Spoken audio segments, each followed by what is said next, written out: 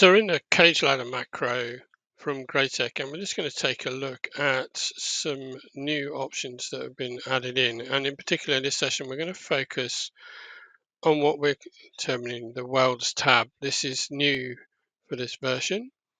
You can see here it says welds, style exit, splayed exit, weld, style exit, loop over.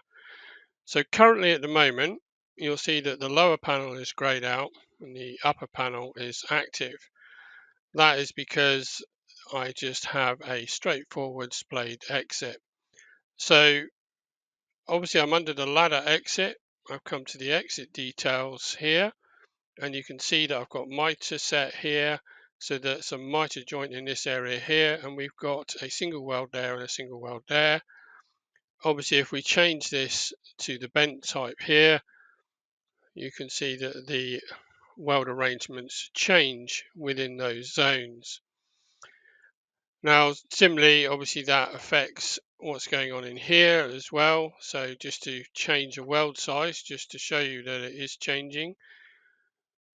So if we change that to 6mm, just come out of the dialog a second and just check in there for the weld properties itself, we can see that that has been transferred across into there. So let's just return to the main joint itself.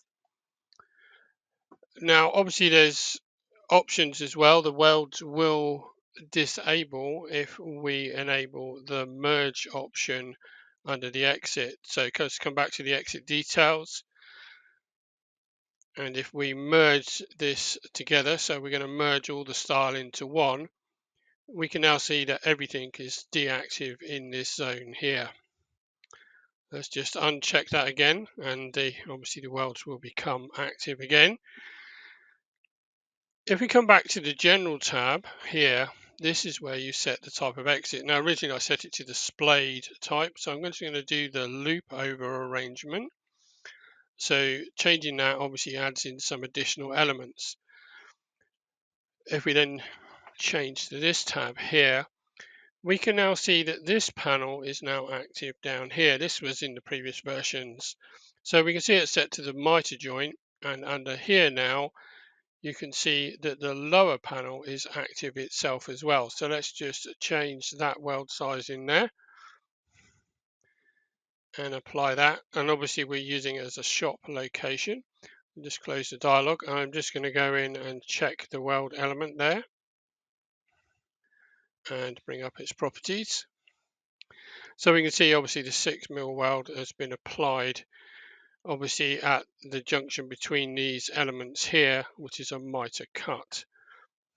So staying focused on the loop over area, we'll return to the main joint box.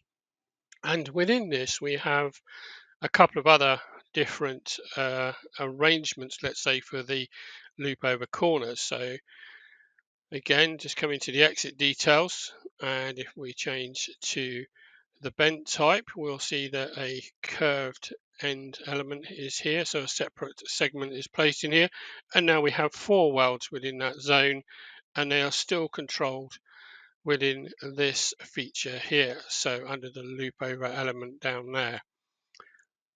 Just coming back to the exit details and just changing to the butt type, and we will now have a singular weld which is on the style, and obviously again it's being controlled in here. You can see the weld detail there, and obviously on the top. So we're just going to change the butt orientation there so it changes how the members are arranged, and the weld is still being controlled here.